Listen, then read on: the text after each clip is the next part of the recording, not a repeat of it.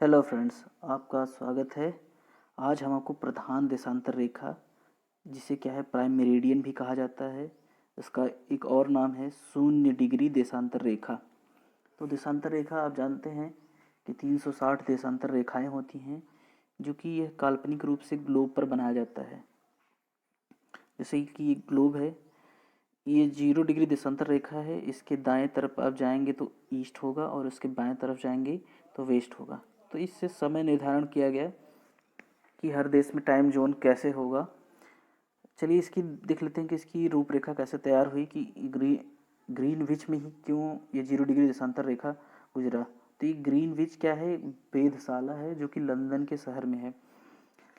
तो पहली बार क्या है 1884 में अमेरिका की प्रधानता में क्या है वाशिंगटन डीसी में एक सम्मेलन बुलाया गया, जिसे इंटरनेशनल मेरिडियन कॉन्फ्रेंस के अंतर्गत 25 देशों का सम्मेलन था, जिसके 41 प्रतिनिधि इसमें भाग लिए हुए थे। जिसको क्या है, और हर देश का एक वोट होता है, तो 22 वोट से यह क्या है फाइनलाइज किया गया कि यह रेखा ग्रीनविच वेधशाला से ही गुजरेगा। इसमें 2 देश फ्रांस और ब्राज़ील इसके इसमें भाग ही नहीं लिए, और एक सैम डोमिंगो नाम का देश है जिसने इसके अगेंस्ट वोट भी दिया था। और आगे भी ये देख लेते हैं कि why does the prime meridian run through the Greenwich, किस कारण से क्या है प्राइम मेरिडियन यहाँ से गुजरा।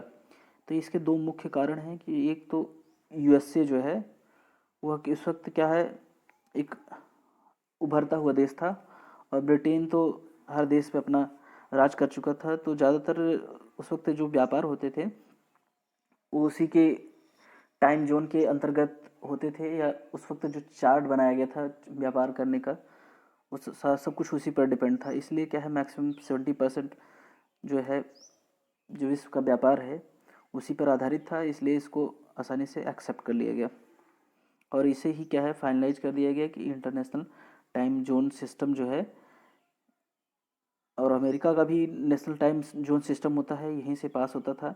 इसलिए चलिए हम इसके ट्रिक के बारे में चर्चा कर लेते हैं कि ये क्या है। तो पहले हम देख लेते हैं क्या है उप सैम भूटान गया। यू से क्या है यूके है, एफ से फ्रांस है, एस से स्पेन है, ए से अल्जीरिया है, एम से माली है, बी यू इसको साथ में लेंगे तो बुर्किना फासो हो जाएगा, और टी से टोंगो हो गया, और जी से क्या है घाना हो गया। यानी क्या है उप सैम भूटान गया। तो इस ट्रिक को आपको अच्छे से याद कर लीजिए। जैसे आइए हम इसे क्या है मैप पर देख लेते हैं कि ये किस किस देश से गुजरता है और कैसे गुजरता है। चलिए देख लेते हैं क्या है। अब देखिए क्या है यू से क्या है यूके है, पहली कंट्री क्या है इसमें यूके है, उसके बाद जस्ट नीचे फ्रांस है, उसके नीचे स्पेन है।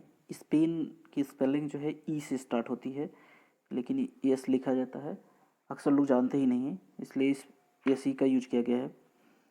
तो यू से ऊ से क्या है यूके हो गया, एफ से फ्रांस हो गया, ई एस से स्पेन हो गया, सैम है तो ए से क्या है अल्जीरिया हो गया, यम से क्या है माली हो गया। उसके बाद ये देश छुपा हुआ है, उसके बाद क्या है बुर्किना फासो है।